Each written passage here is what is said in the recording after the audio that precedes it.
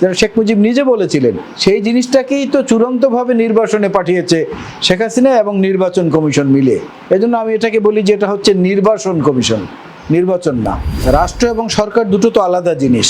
রাষ্ট্র হচ্ছে একটা চিরন্তন সত্তা, এভার লাইফ, একটা অমর একটা সত্তা হচ্ছে রাষ্ট্র, আর সরকার হচ্ছে একটা সাময়িক ব্যাপার। কিন্তু এই সাময়িক ব্যাপার এবং চিরন্তন ব্যাপারটাকে এই বর্তমান আওয়ামী লীগ একাকার করে ফেলেছে, মিলিয়ে ফেলেছে। অর্থাৎ যেগুলো সাংবিধানিক প্রতিষ্ঠান, রাষ্ট্রীয় প্রতিষ্ঠান, সেগুলোকেও দলীয় কাজে ব্যবহার করেছে।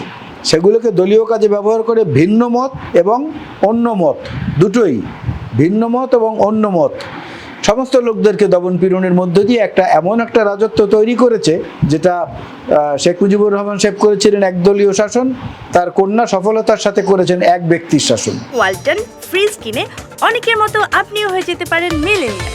সেরা পণ্যের সেরা অফার। এই এক ব্যক্তির শাসনের কারণে রাজনীতির পুরো ব্যাকরণটা পাল্টে গিয়েছে বাংলাদেশের প্রেক্ষিতে।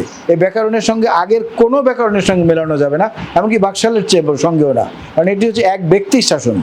ওটা তবু একটা দল ছিল সবাই মিলে, এটা এক ব্যক্তি।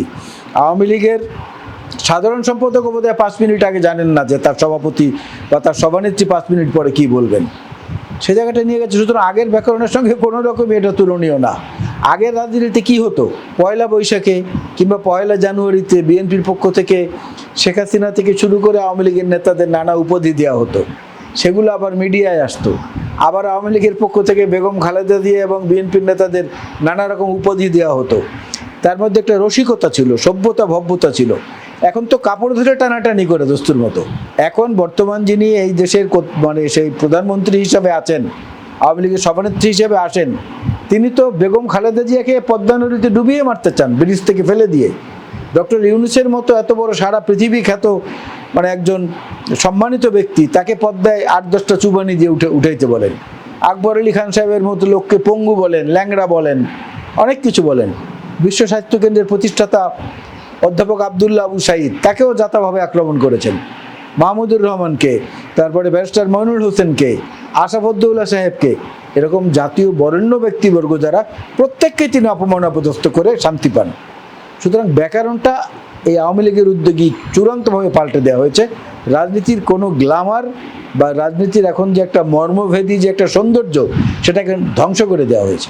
এই রাজনীতি হচ্ছে একটা হার্ডেল রেসের মতো, হার্ডেল রেস, HARDLE, হার্ডেল রেস। এই হার্ডেল রেসটা হচ্ছে যখন দৌড়ের প্রতিযোগিতা হয়, তখন পথে পথে প্রতিবন্ধকতা থাকে। এই প্রতিবন্ধকতা টপকে যিনি সফলতার সঙ্গে সবগুলো যেতে পারেন, তিনি একবারে গন্তব্যে পৌঁছতে পারেন। কিন্তু যদি কোথাও পথে বাধাগ্রস্ত হয়, তাহলে কিছু সময়ের জন্য কিন্তু একটু গতি থেমে যায়। বিএনপি সেই অবস্থায় আছে বলতে পারেন, এটাকে ব্যর্থ বলা যাবে না। গন্তব্যে পৌঁছতে হয়তো একটু বিলম্ব হচ্ছে, কিন্তু গন্তব্যে ইনশাল্লাহ আমরা পৌঁছবো। কারণ আমরা তো মুক্তিযুদ্ধের মূল চেতনা যেটা, মর্মভেদী ভাষা যেটা, যে সার্বজনীন ভোটাধিকার এবং সেই ভোটাধিকারের প্রতি সম্মান প্রদর্শন করা, যেটা শেখ মুজিব নিজে বলেছিলেন, সেই জিনিসটাকেই তো চূড়ান্তভাবে নির্বাসনে পাঠিয়েছে শেখ হাসিনা এবং নির্বাচন কমিশন মিলে। এজন্য আমি এটাকে বলি যে এটা হচ্ছে নির্বাসন কমিশন, নির্বাচন না।